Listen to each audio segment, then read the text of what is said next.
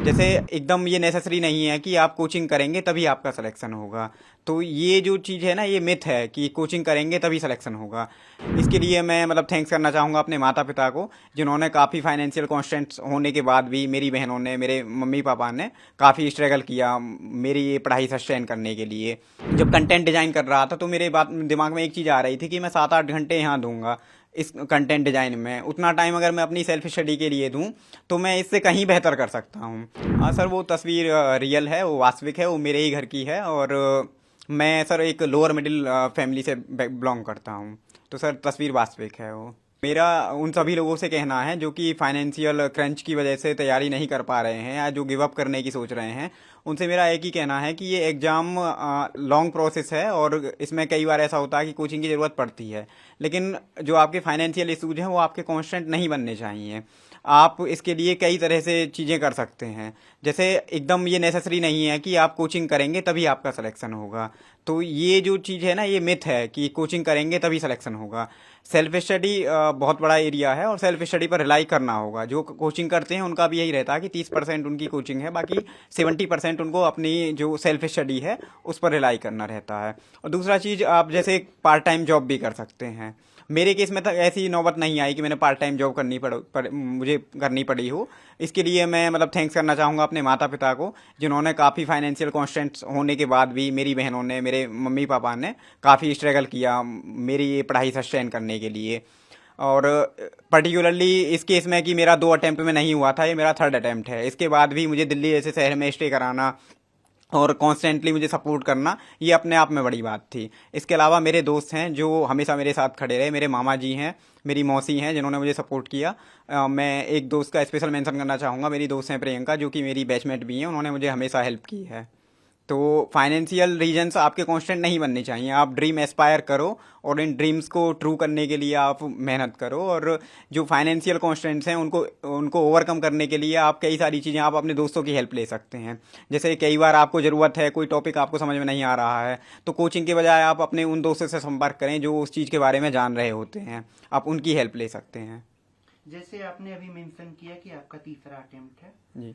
और इतनी financial hardship आपके साथ है, आपके घर की एक फोटो ट्विटर पे आज ट्रेंड कर रही थी, बहुत बड़े अधिकारियों ने उसे पोस्ट किया था। जी।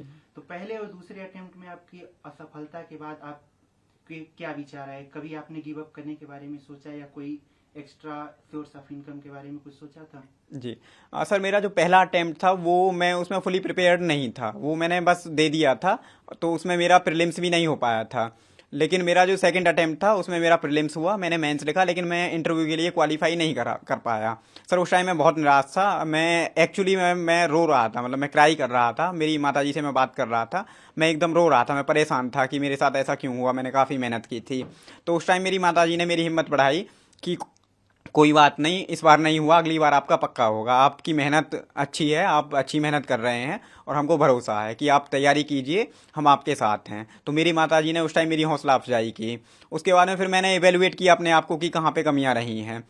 इस दौरान कई बार ऐसी सिचुएशन आई जहां मुझे लगा कि अब मतलब फाइनेंशियल डिफिकल्टीज काफ़ी ज़्यादा हो रही हैं। तो बीच में मेरे मन में ख्याल आया कि मैं क्यों ना कुछ पार्ट टाइम कहीं कंटेंट राइटर की जॉब कर लूं।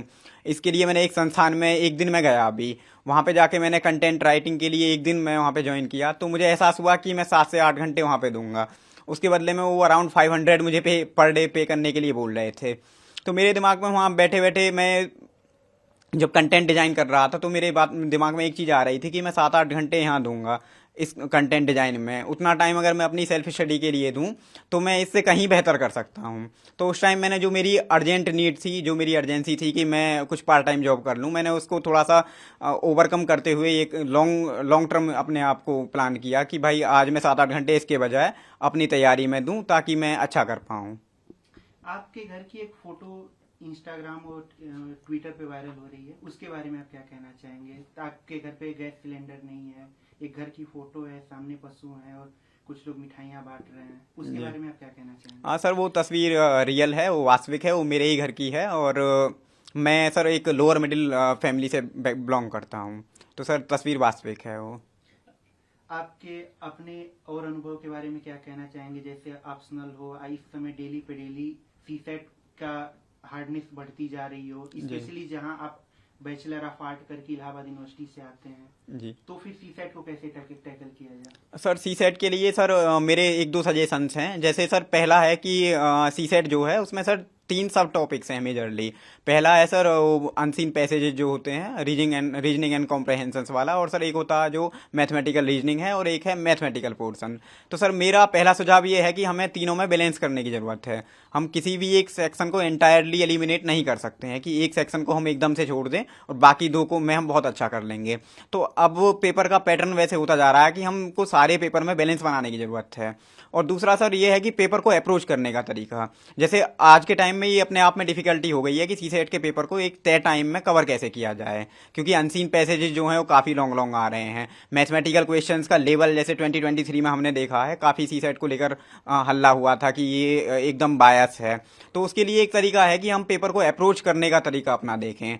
जैसे मेरा सर, मैंने अपने केस में एक स्ट्रेटजी अपनाई थी कि मैंने जो रीजनिंग एंड कंप्रहेंशन वाला जो सेक्शन था उसके लिए मैंने टाइम अपना डिजाइन किया कि मैं अराउंड 40 to 45 मिनट मैं रीजनिंग एंड कंप्रहेंशन को दूंगा। इस तय टाइम में मेरे जितने आरसी हो पाएंगे, जो कि 25 से 27 के अराउंड आते हैं, तो मेरा ये था कि इस टाइम में मैं जितने कर पाऊंगा उतने करूंगा। जैसे ही मेरा टाइम खत्म होगा मैं आगे बढ़ जाऊंगा, एक दो क्वेश्चन छूट जाएंगे मैं ध्यान नहीं दूंगा।